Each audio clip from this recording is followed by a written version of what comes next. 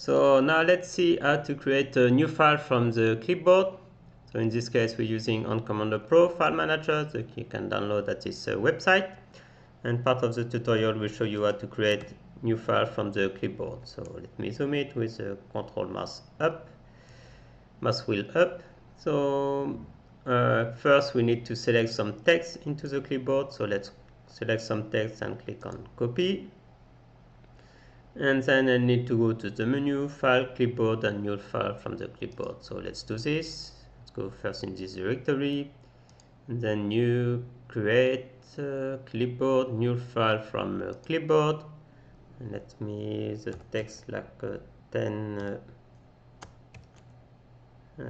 test.txt, and then click OK. And now you see I have a 10 test.txt file that has been created. If I do a quick view on it, you see that it contains the text that I copied in the clipboard.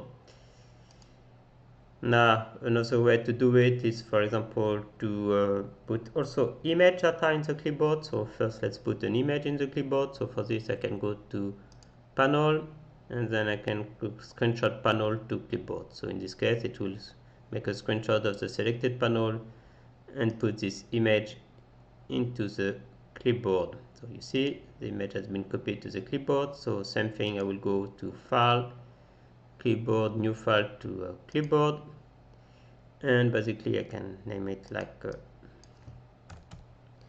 10 test image dot in this case png, not text. And now you see I have also like a new file that has been created, and if I look at it, you see that it contains in this case a screenshot of what the files that were inside the panel. So you see it takes, even with it doesn't take just a screenshot of the screen, but it takes also the whole content of the directory.